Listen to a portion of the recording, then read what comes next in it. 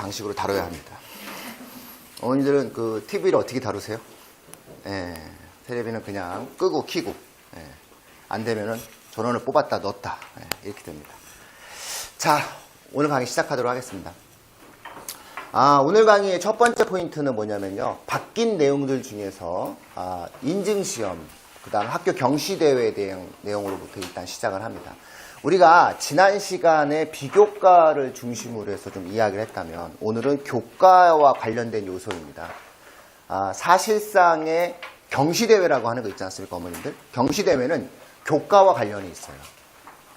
네 번째 항목에 왜 상 받은 거 있지 않습니까? 아니, 왜 상을 하도 안 받아보셔가지고. 그 페이지로 따지면요, 수상 경력입니다. 25쪽이거든요. 25쪽 이제 수상 경력을 이제 보시면은 내용이 만들어집니다. 아이들이 아마 상을 받아봤죠, 어머님들. 그렇죠? 학생들이 아마 상을 받아봤을 거예요. 근데 고등학교와 그 고입과 대입의 가장 거대한 차이가 인증시험이에요. 학교 경시대회죠.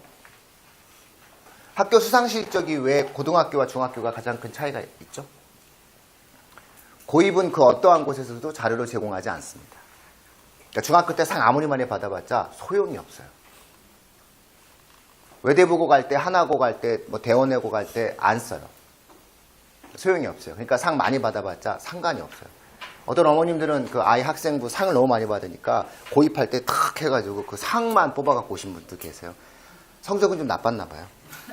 그럴 수도 있잖아요. 예, 그리고 다 우리 애는 상이 많은데, 그래서 제가 상은 안 들어갑니다. 그랬어요. 약간 좌절하시더라고요. 근데 대입은 원래 상이 들어가요, 안 들어가요? 대입은 수상 실적이 들어가요.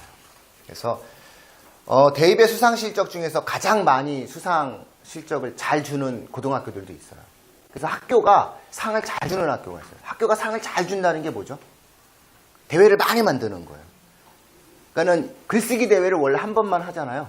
1, 2, 3학년 합쳐가지고. 예를 들어 3.1절 기념, 뭐 예를 들어서 민족정신 고취를 위한 학생 글쓰기 대회를 했다 라고 하면 한 번만 하면 되는 거잖아요. 그거를 1학년 부분, 2학년 부분, 3학년 부분으로 나누고 시, 소설, 산문으로 나눕니다. 그렇게 되고 대상, 금상, 은상, 또 그런 학교는 대상 주고 금상 줍니다. 대상, 금상, 은상, 동상. 그러면 원래 장려상이라고 하는 게 4등적인 의미인데 이게 금상, 은상, 동상, 장려 이런 느낌을 가지 않고 대상, 금상, 은상, 동상 이렇게 갑니다. 그러면 상을 되게 많이 줄 수 있잖아요. 그리고 한 3명씩 주는 거예요. 그러면 1학년 시 부분이 거의 12명이 상을 받고요. 한 260명 정도 되면요, 웬만하면 다 받아요. 대충 내기만 하면 다 받는 상황이 만들어지게 되죠. 그렇게 해가지고 상을 굉장히 많이 주는 학교가 있습니다. 학교 선생님들이 어떤 거죠? 학교 선생님들이 노력하는 학교인 거죠. 굉장히 노력하는 학교가 되는 겁니다. 그래서 우리 관내에도 그런 학교가 있어요. 공립인데도 불구하고.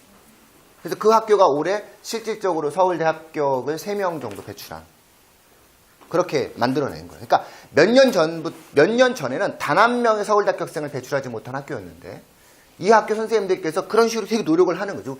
좀 너무 처절하다고나 할까? 처연하다고나 할까? 상을 막 애가 받아갖고 왔는데 이게 1학년 부분, 시소설 부분인데 참가자가 12명이에요. 네, 이런 식으로 해가지고 막 상을 막 줘요. 네, 막 상을 막 주고 싶은 거죠. 막 사람들이 막 다 상을 막 주고 싶은 거예요. 그래서 인증시험 해가지고 저 수상 경력 해가지고서 막 상을 갖다가 엄청나게 막 제시를 막 해준단 말입니다. 그렇게 수상 실적이 남발되었던 게 또한 사실이에요. 그래서 언론 보도 보면은 왜 40명 상 받았다 이렇게 얘기하면 막 얼마나 몰아준 거 아니라 그 학교는 웬만하면 20개 이상의 상을 받는 거예요. 그런 학교라고 생각하셔야 되는 거예요. 그래서 무슨 뭐 애를 다 몰아줘가지고서는 모든 상을 다 몰아주고 그게 아니라 40개 이상을 받을 정도로 그 학교는 수상 실적을 남발했다 이렇게 이해하시면 돼요.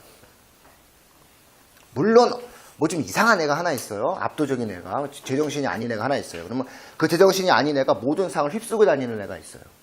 한때 어떤 애가 있었냐면은 이과인데 영어 말하기 대회 나간 거예요. 근데 학교나 친구들끼리 뭐라고 그랬대요. 영어 말하기 대회 네가 왜 나가냐고. 이과인데. 그래서 제가 그 친구를 만나가지고 선생님 나가야 될까요? 넌 영어 잘하잖아. 너 영어 말하기 대회 잘하잖아. 너 나가서 상 받을 텐데 네가 왜 안 나가 그랬어요. 했더니 아 이과인데 뭐 어쩌고저쩌고 얘기해가지고 왜 그렇게 살아. 인생은 어차피 피도 눈물도 없는 거야. 너 진짜 이상한, 너 굉장히 아니 네가 안 나가서 누가 상을 받을 건데 그게 공정한 거야? 아니 영어 말하기 대회는 그 학교에서 영어 말하기 대회 모든 아이들이 참가해서 공정하게 경쟁을 통해서 만들어주는 건데 네가 이과라고 나가지 말란 법이 어딨어. 그럼 넌 반장도 하지 말아야겠네. 이과니까 정외과 갈 애들한테나 시키라고 그래. 그래서 말하기 대회 나가가지고 은상을 받았죠. 걔가 결국은 그 어느 대학을 갔냐면은 연세대학교 융합과학시스템공학과를 갔어요. 그 이과랑 문과랑 뭐 같이 뭐 결합을 한대요. 그래서 실질적으로 그런 부분들이 있어요. 그래서 어머님들께서 생각을 하실 때, 학부모님들께서 생각을 하실 때 실질적으로 수상 실적이다라고 하는 부분들에 대해서는 굉장히 열린 마음으로 생각을 해줘야 돼요. 그리고 전에도 옛날에 그런 어떠한 모습들이 있었고 문제는 이게 바뀌었다는 거죠. 어떻게 바뀌었죠? 한 학기 하나예요. 그러니까 너무 남발하지 말아라 이런 얘기예요. 어차피 한 학기 하나만 쓴다. 남발해봤자 소용이 없다예요. 그러면 한 학기 하나만 기록되는 수상 실적. 이건 무슨 의미가 있는 걸까요? 근데 이게 또 묘한 게요. 겹쳐요. 학교 행사라는 게. 예를 들어서 숙명여고 있습니다. 서울의 숙명여고는 1학년 2학기 때 생명경시와 수학경시가 같이 있습니다. 그럼 이 학교에서 정말 괴물 같은 학생이 의대를 가기 위해서 수학경시에 나가서 상을 받고 생명경시에 나가서 상을 받았어요. 근데 대학 입시 실적에 쓸 때는 하나만 써야 돼요. 뭐 이런 경우가 있죠. 자, 어머님들 같은 경우에는 어떻게 하시겠습니까? 네? 자, 얘가 의대를 간다. 어떻게 하시겠어요?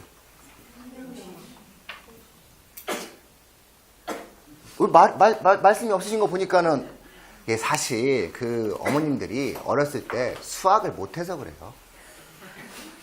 본인이 수학을 좀 힘들어하다 보니까 괜히 그 수학을 잘하는 것에 대해서 굉장한 뭔가가 있는 것처럼 생각되는데 아무것도 없어요. 그냥 정석을 잘 푸는 거죠. 수학을 잘한다고 생각하시면 안 되고요. 그냥 정석을 잘 풀고 계산을 잘하는 거죠. 인공지능이 생기면 싹 다 필요 없어질 거예요. 아우 소용이 없어질 거예요. 빨리 왔으면 좋겠어요. 아니 전자계산기 생기면 소용없다고 분명히 중학교 때 우리 선생님께서 그러셨는데 아니 아직도 쓰인단 말이죠. 이거 정말 걱정돼 죽겠어요. 인공지능은 좀 달라져야 되는데. 자, 결국 의대를 간다라고 했을 때 일반론적으로는 생명경시 1등을 쓰겠죠. 그렇죠? 근데 만약에 이게 이런 것도 있어요. 이 아이가 이 학교가 수학경시가 너무 어려워. 상상할 수 없이 어려운 수학경시였어. 근데 중요한 것은 이 학교의 수학경시가 1, 2, 3학년 모두 겹쳐서 한판 붙는 거였어. 근데 얘가 1학년이 있을 수 없는 대상을 먹어서 이게 3년 내 학교의 유일한 케이스야. 이러면 수학경시를 써야 되지 않을까요? 그쵸? 예? 알아주겠죠? 이거 보면 1, 2, 3학년 다 기록되어 있으니까. 예. 여기 수상실적에는요, 언제나 뭐가 기록되냐면요. 잘 보시면 돼요. 수상실적에 뭐가 기록되죠, 어머님들? 예, 수상 경력이 기록되면서 학생이 뭐가 만들어지느냐가 나와요. 그러니까 수상실적에서 가장 중요한 것은 학기당 하나가 만들어지는데, 여기 원래 이렇게 보면은 참가 대상이 나와요. 예, 그러니까 사실상 수상 실적이 기록된다라고 하는 것은 이런 참가 인원이 상당히 다 나와. 그래서 제가 12명인 거 알았다니까요. 시는 12명이 냈다니까요. 예? 얘가 그 중에서 동상을 받았어요. 그러니까 대상, 금상, 은상, 동상. 12명 참가해서 동상. 여기 받는 거죠. 얘가 냈다 이거죠, 시를. 예? 그러니까 이런 것들을 보면서 이제 그 대학들은 잘 속는 대학들도 있지만 안 속는 대학들도 있겠죠. 근데 어쨌든 수상 실적이라고 하는 것이 그동안에는 상당히 들쑥날쑥한 틀을 갖고 있었단 말이에요. 그리고 고등학교에 따라서 학교가 어떠한 의지를 갖고 있느냐에 따라서 이 수상 실적이라고 하는 개수와 숫자 자체가 막 남발될 수 있었는데 교육부가 이 틀을 하나로 딱 모아버린 거예요. 한 학기에 하나만 제출해 라고 얘기한 거예요. 그럼 이거는 고등학교에도 압박을 가하게 돼요. 아까 말씀드렸듯이 수학경시와 과학경시를 앞으로는 어떻게 할까요? 학기를 나눠서 할 가능성이 높겠죠. 예, 이런 식으로 뭔가 이제 고등학교들도 이제 포인트를 각각 달리 가져가겠죠. 학년과 학기의 포인트를 각각 달리 가져가면서 수상 실적에 대한 권위를 상당 부분 다르게 만들겠죠. 아마 이 방송 딱 듣고 숙명여고 어머님이 유튜브라도 이걸 확인하시면 갑자기 분노가 스멀스멀 치밀어 오르시겠죠. 이걸 왜 같이 봐서 쪼개면 안 돼? 뭐 이러면서. 예, 왜냐면 우리 아이들한테는 쪼개는 게 유리한 거거든요. 굳이 만약에 뭘 한다라고 하더라도 1학기 때에는 그 학교에서 1학기 때에는 자유탐구 주제 수상실적하고 과학탐구 토론 수상실적밖에 없어요. 그럼 그거 둘 중에 하나 갖다 이렇게 몰았으면 좋았을 텐데 이런 생각도 좀 약간씩 드는 거죠. 물론 이제 2학기 때 보는 게 경시는 상당히 안정감이 있고 2학기 때 보는 경시가 어느 정도 의미는 있어요. 1학기 때 정신없을 때 보는 것보다 시험 범위도 그렇고 출제 범위도 그렇고. 자, 문제는 이제 앞서의 내용이에요.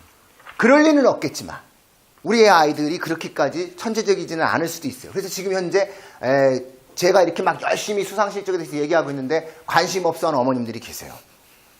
우리 애는 일단 아닌 것 같아 이러면서 이제 막 다른 거를 막 보시려고 하는 그런 어머님들이 계세요. 자, 근데 우리가 한번 생각을 해보세요. 만약에 우리 애가 정말 그런 애가 되면 어떡하죠? 또 우리 애가 생명경시는 예를 들어서 동상을 받았어. 수학경시는 은상을 받았어. 우리 애가 의대를 가려고 그래. 아, 미치겠네요. 우리 애가 과학탐구 토론대회에서 금상을 받았는데 생명경시는 은상을 받았네. 아, 이제 뭘 제시하지? 학교에 따라서. 그건 이제 각각의 학교에 따라서 경시 수상 실적을 제시하는 학교에 따라서. 예를 들어 공대를 간다라고 얘기한다면 과학탐구 토론대회를 집어넣을 수도 있겠죠. 근데 또 예를 들어 생명공학과를 간다면 생명경시 집어넣을 수가 있겠죠.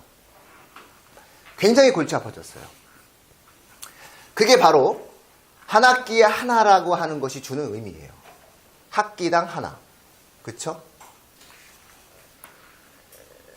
이번은 교육부 발표에서 학생부 발표에 있어서 수상 실적에 있어서의 학기당 하나는 상당한 의미를 갖게 돼요. 그래서 자, 해법을 제시해 드릴게요. 어떻게 할까요? 예를 들어서 우리가 수학을 금상을 받았고 생명을 금상을 받았다. 근데 이 금상 받은 이 두 가지를 다 쓸 수는 없잖아요. 그래서 예를 들어서 이걸 갖다가 수상실적으로 제시를 했다. 그럼 우리의 수학은 근데 힘들게 했는데 이거 보통 잘한 게 아닌데, 그쵸? 이거 날아가는 건가요? 이걸 어떻게 안 날릴까요? 자소서에 쓰기가 맥락이 안 맞아요. 갑툭튀가 될 가능성이 있어요. 자소서에서 가장 하지 말아야 될 게 갑툭튀거든요. 뭐든지 갑툭튀는 안 좋아요. 자전거 타실 때 조심하시고요. 네? 갑자기 확 튀어나오면 안 돼요. 네? 고라니 나오면 얼마나 무서워요. 그쵸? 에버랜드 쪽 이렇게 밤길 가실 때 거기 고라니 많아요. 네? 갑자기 고라니가 확 튀어나와요. 그리고 이 고라니가 저랑 같이 경쟁해요. 네? 고라니는 죄가 없어요. 고라니가 나보다 빨리 가려고 내 앞에서 막 달리죠. 그럼 일단 제가 멈춰줘야 돼요. 그래야 고라니가 어디 가지. 크락신을 울리면은 고라니가 막 이러면서 자기가 안 잡혀 먹으려고 계속 앞으로 직진하더라고요. 갑툭튀는 뭐든지 안 좋아요. 자소서에서 예를 들어서 얘는 생명인데 수학을 갖다가 예를 들어서 쓴다 라고 이야기, 수학을 갖다가 내가 1등을 한 것을 쓰겠다라고 하는 것은 쓸 수도 있지만 못 쓸 수 있는 가능성도 있거든요. 어떻게 해서든 학생부에 기재하는 게 제일 좋아요. 사전 정보로서 대학이 이것을 미리 확인할 수 있게끔 하는 것이 제일 좋은 거죠. 거듭 말씀드리지만 학생부는 20장이에요. 20장의 삶의 행적 속에서 이 아이가 2학년 때, 예를 들어서 2학년 때 수학 경시에서 금상을 받은 것에 대해서 어떤 식이든지 간에 대학이 알 수 있게끔 만들어줘야 되는 거예요. 방법을 찾아야 되겠죠. 그래서 수상 실적이 학기당 하나가 된다라고 하는 것은 결론이 엉뚱한 데서 나타나요. 수상 실적으로 나타나는 것이 아니라 어디서 나타나게 되죠? 교과 어디서 나타나게 되죠? 교과 세특에서 나타나요. 그렇기 때문에 학생부 교과 세특에 뭐가 강조되냐면은 근거성이 높아지게 돼요. 이게 연쇄 효과를 일으키는 거예요. 제가 답을 미리 말씀드린 거예요. 예컨대 수학에서 금상을 받았어요. 그러면 과거에는 굳이 얘가 수학 경시에서 금상을 받았기 때문에 학교 수상 실적에 기록되기 때문에 세특에서 선생님들이 기재하지 않는 케이스가 많아요. 왜? 앞에 4번 항목에 나와 있으니까. 그래서 케이스 위주로, 에피소드 위주로 선생님들께서 적어주시는 거예요. 얘가 수학의 경시대회에서 상을 받았지만 그건 당연히 네가 알고 있는 거지. 얘가 수업 시간에 이런 일도 있었어. 얘가 수업 시간에 이런 일도 있었어. 얘가 수업 시간에 이런 일도 있었어. 그렇게 애가 훌륭해. 이렇게 적었단 말이에요. 느낌 이해하시나요, 어머님들? 근데 이제 앞으로는 어떻게 되는 거죠? 얘가 이런 일이 있었네. 얘가 이런 일이 있었네. 그래서 얘가 수학 경시 금상이잖아. 이렇게 적는 거예요. 과목의 자기 완결성의 근거가 확보될 수 있다는 거예요. 세특에서.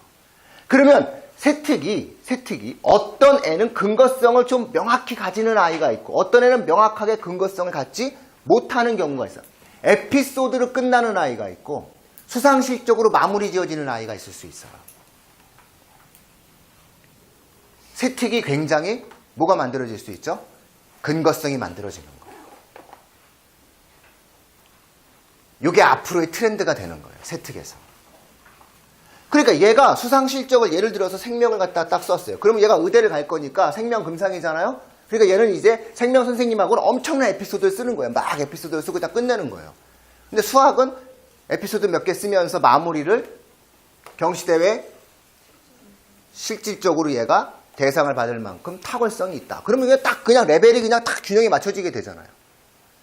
이런 식의 모델이 만들어지는 거예요. 과학탐구 토론대회 같은 경우 기수 선생이 적어줄 수도 있는 거고 과학 선생이 적어줄 수도 있는 거예요. 얘가 뭐 공구를 만들었는데 잘 만들었더라 이러면서 오 이거 아주 그냥 꼼꼼하게 잘 만들었더라. 그래서 얘가 탐구대회에서 상도 많이 받았어. 이런 식으로. 그래서 수상 실적이 비록 기재되지는 않는다 하지만 그것을 전부 다 어디로 몰아서 세특에 몰아서 적을 수밖에 없는 상황이 만들어진다는 거예요. 그러면 거꾸로 40개의 수상 실적을 받았던 아이의 세특을 한번 연상해 보세요. 만약에 그런 애가 있다면 그쵸? 언론에서 보도되었던 40개 수상 실적을 받았다. 학교에서 몰아줬다. 만약에 이 아이가 수상 실적을 한 학기에 하나씩 밖에 기록하지 못하는 상황 속이었다면 이 아이의 세특은 계속적으로 어떻게 됐겠어요? 근거성을 가지고 마무리 지어졌겠죠. 이런 모델이 만들어진다는 거예요.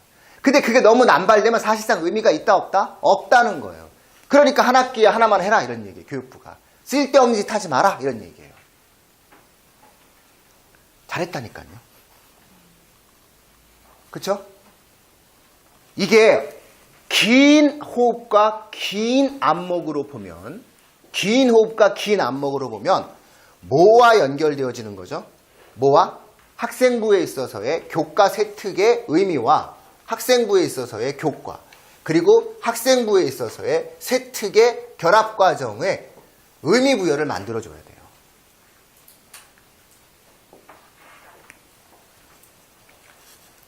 연세대학교가 2019년 2월에 다시 말해서 2020학년도 올 고3 아이들이 연세대학교 입학시험에 관련된 입학 전형을 발표했어요.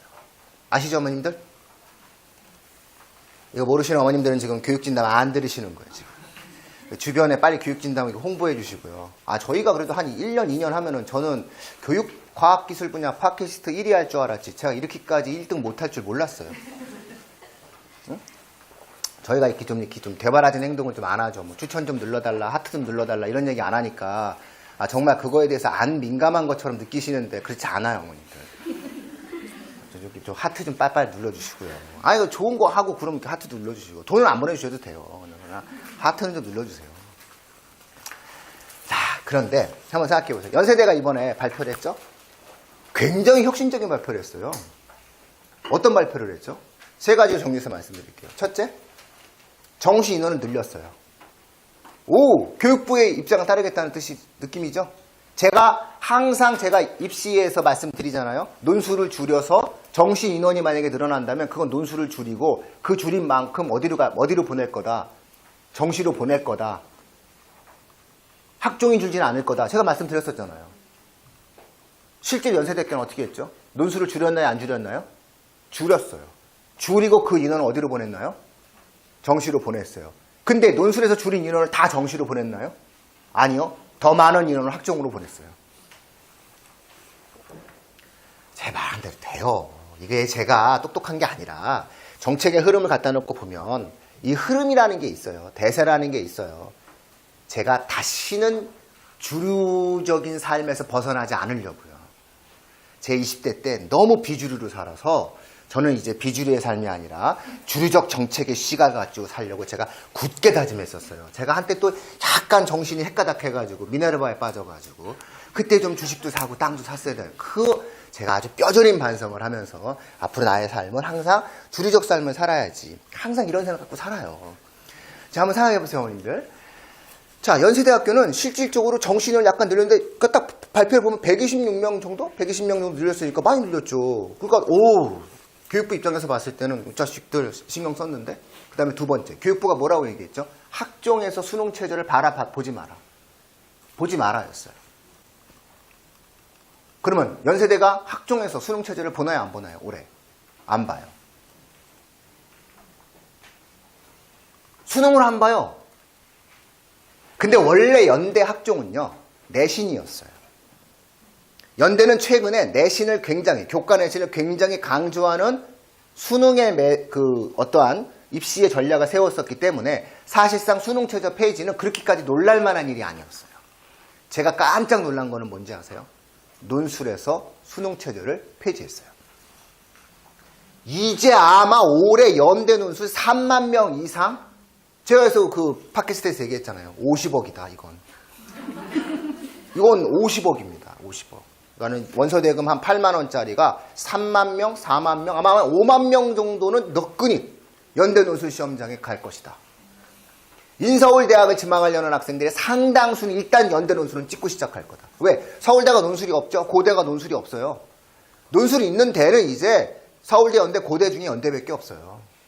공부 좀 하는 애들이 논술을 준비했을 때 갈 수 있는 대한민국에서 제일 좋은 대학이 연세대인데 심지어 수능 최저가 없네. 대학을 다니고 있는 1학년 학생들이 갑자기 시험 보러 올 수 있어요.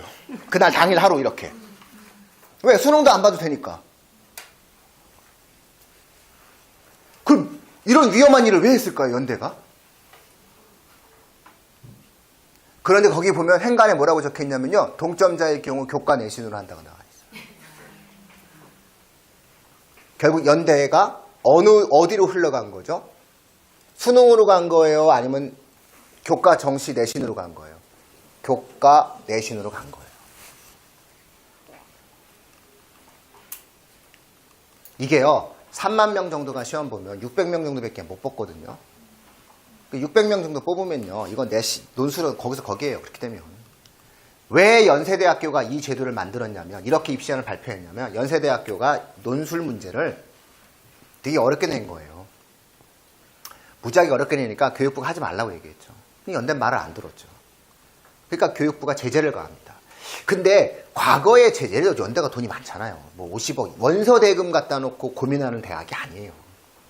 한때 재단 전입금 1천억이 넘었다라고 얘기해가지고 한번 신문에 나온 적이 있지 않습니까? 연대는 세브란스가 있는데 무슨 소리 하시는 거예요, 그쵸? 신촌에 그 거대한 빌딩이 있는데 그거 다 연대 거잖아요. 돈이 없는 학교가 아니에요. 원서대금 때문에 논술 시험 그렇게 보는 게 아니라는 거죠. 그래서 논술을 어렵게 냈단 말이에요. 그랬더니 교육부가 결정타를 매깁니다. 제재 수단이 뭐냐면 입학정원 감축이에요. 30명 정도 감축한 걸로 알고 있는데 입학정원 감축은요, 대학의 세가 꺾이는 거예요. 바로 정리한 겁니다. 보통 4월에 발표하는데 연대 2월에 발표했고 교육부에 어필한 겁니다. 잘 하겠습니다. 당신이 이야기한 대로 우린 수능 최저 폐지했고 정시 늘렸고 정리했습니다. 이렇게 딱 얘기하는 거예요, 지금. 근데 그거를 연대가 연대 학생들, 우수한 학생들을 뽑는데 지장이 없는 입시안을 가지고 만들어냈던 거예요. 그게 머리가 좋네요, 보니까. 탁월성이 있어요. 이게 입시안이에요. 여기서 또 연대는 머리를 또 씁니다. 어떻게 머리를 쓰죠? 연대의 자부심, 연대의 자존심, 연대의 최후의 보루는 뭐죠? 좀 전에 말씀드렸잖아요. 뭐죠? 세브란스입니다. 그렇지 않습니까? 병원이죠. 아플 때 어디 가십니까? 아니, 아플 때 서울대병원 가야 되잖아요. 분당. 예? 분당 서울대병원 가죠. 그렇죠, 어머님들? 아플 때 만약에 서울대병원 없으면, 분당 서울대병원 없었으면 세브란스 갈 거 아닙니까? 그렇죠? 우리나라 3대 병원 아니에요? 서울대, 세브란스, 성모병원. 그게 우리나라 의대 3개 아니에요? 서울대 의대, 연대 의대, 카대 의대.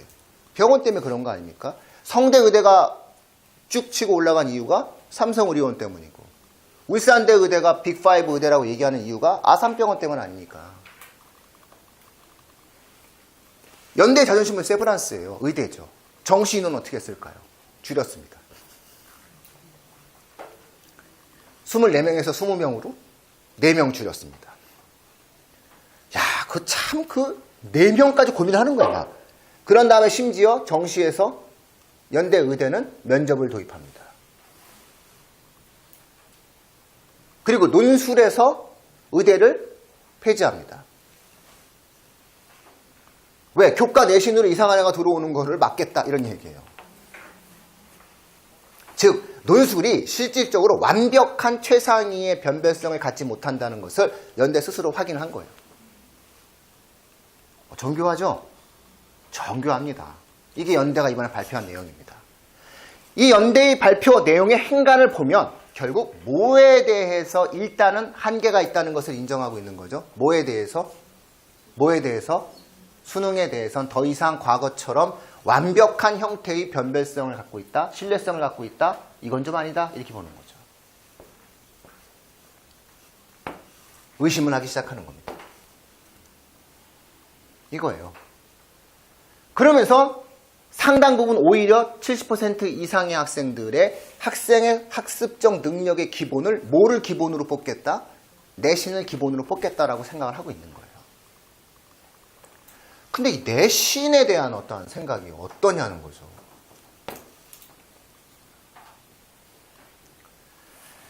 문제는 이 내신이라고 하는 것에 대해서 교육부의 고민은 뭐냐면은 고교 학점제와 연결되어지는 거예요.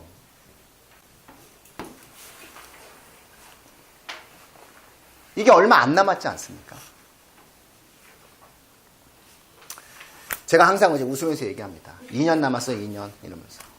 여기 뭐가 2년 남았나요? 자, 올가교육 고등부에 맞서는 것들이 버틸 수 있는 기간이 2년 남았어. 이제 2년만 지나고 나면 올가교육 고등부에 버티는 애들은 없을 거야. 중등에서 우리가 싹 지뢰밟았듯이 19 고등도 말이야. 휙 댐비는 것들이 많은데 이제 못 댐빌 거야. 이렇게 얘기합니다. 2년이 지나고 나면 패러다임이 바뀐다고 봅니다. 왜 그럴까요?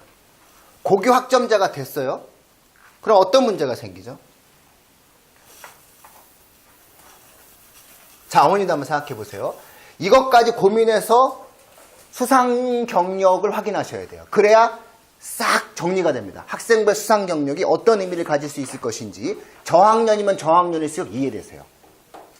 여기서 중등부 어머님들은 지금서부터 아주 귀를 크게 열고 들으셔야 돼요. 자, 보세요. 고교 학점제 하에서의 내신 평가 방식은 무조건 무슨 평가라고 얘기했죠? 절대평가입니다. 고교 학점제는 절대평가가 될 수밖에 없다고 말씀드렸죠? 왜냐하면 수강 신청을 하는 권한을 학생에게 자유롭게 줬어요. 서울의 은강여고가 이번에 고교 학점제 선도학교가 됐어요. 분당에서 영덕여고가 고교 학점제 선도학교가 됐죠? 실질적으로 은강여고가 학부모 총회장에서 배포한 자료에 따르면 2학년 때 과목 쫙 쓴 다음에 마음대로 골라요. 입니다. 이게 고교학점제 정신이에요. 예를 들어 20개의 강좌가 딱 있으면 마음대로 골라라는 겁니다. 해당 학점에 대한 어떤 이수적 조건을 갖추면 네 마음대로 골라예요. 고교학점제 원래 이런 겁니다. 정신적으로. 지금은 이게 특정 고등학교만 시작되겠지만 내년에는 고교학점제 선도학교가 올해 2개였으면 올해 2개는 그대로 되고 여기에 또 추가로 2개가 되면 4개가 되는 거 아닙니까? 자유학기제를 생각해 보십시오. 빛의 속도로 확대되지 않았습니까?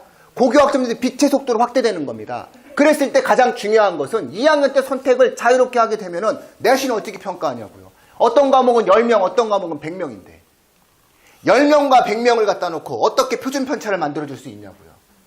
과목 선택에 따라서 학생의 유불리가 결정될 수밖에 없는 상황이지 않습니까? 10명이 선택한 과목은 기본적으로 1등급을 줄 수가 없다니까요. 근데 100명이 선택한 과목이 쉬운 과목이고 10명이 선택한 과목이 어려운 과목이면 안 되지 않습니까? 그래서 고교학점제는 제가 누누이 강조하지만 무조건 무슨 평가로 가는 거다. 절대평가로 가는 거다라는 겁니다. 올해 예비 고등학교 1학년부터도, 그쵸? 현 고등학교 1학년부터도 이제 거의 2월 말이니까요. 이 방송에 올라갈 정도 되고 어머님들이 바로 이제 며칠 후가 되면은 우리 애가 지금 이제 예비자 빼는 거 아닙니까? 그럼 고등학교 1학년은 진로 선택이 무슨 진로 선택 과목이 무조건 절대평가입니다.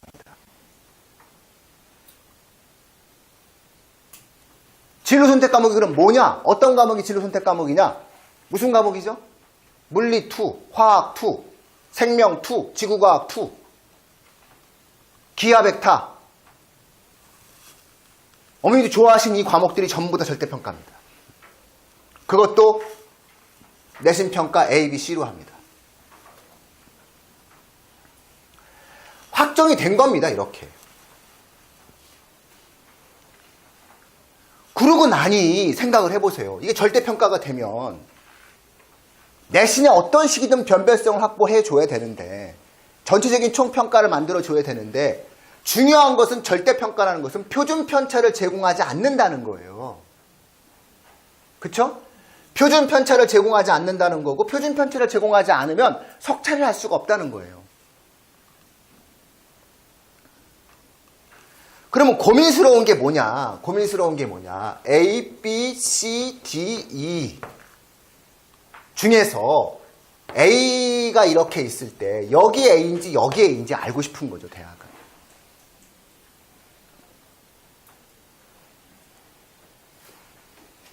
그쵸? 그러면 이 항목을 지금까지의 세특은 아이가 원하는 방향에 대한 부분을 부각시키는 에피소드였어요. 없는 애도 있고 있는 애도 있고 지어낼 수도 있었어요. 그냥 책을 읽고 질문지를 만든 다음에 질문해, 학교 가서. 학교 가서 질문해, 선생님한테. 이렇게 얘기합니다. 그리고 수행평가 끝난 다음에 우리에게는 질문을 합니다. 그 선생님께서 이제 막 얘기를 하죠. 자, 어필했지? 이제 학기만 시작되면 이거 질문했다고 선생님한테 가서 얘기해요. 네. 그럼 그 에피소드 하나가 세특에 기록되는 거예요. 뭔가 되바라진 활동이 가능했던 거죠, 세특에서. 그쵸? 근데 만약에 이제 이런 식으로 만들어졌을 때의 세특은 어떻게 기록되냐면 이미 N은 A예요. 그러면 이 과정에서의 세특은 보다 더 정교하게 기록돼야 되는 거예요. 학생과 어떤 선생님의 자의성으로 좀 편안하게 기록되기보다는 뭔가 정교한 기록이 필요해요. 정교한 기록이 필요하다는 건 결국 뭐가 될까요? 여기서 과정 중심 평가가 만들어지는 거예요.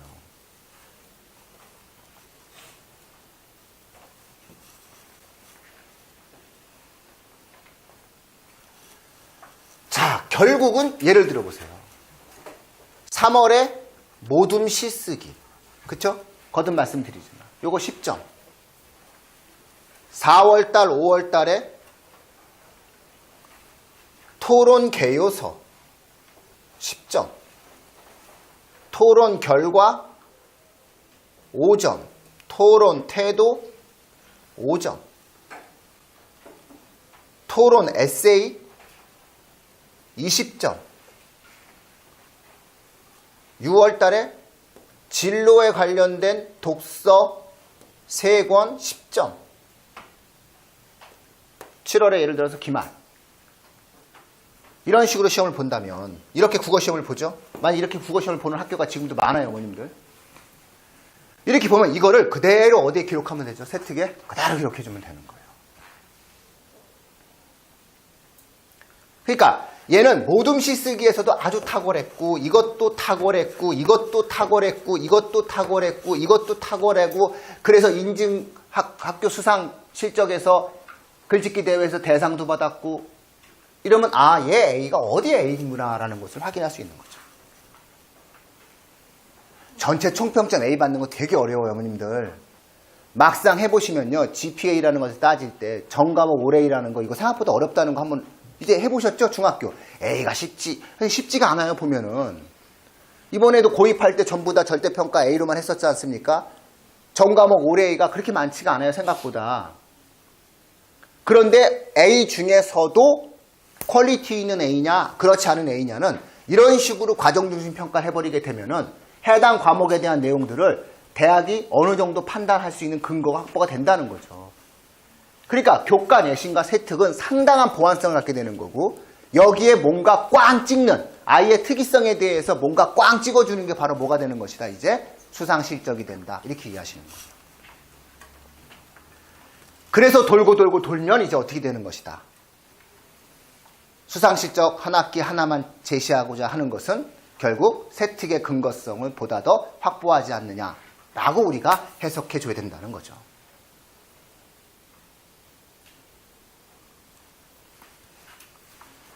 이해하셨나요, 어머님들? 이 부분입니다.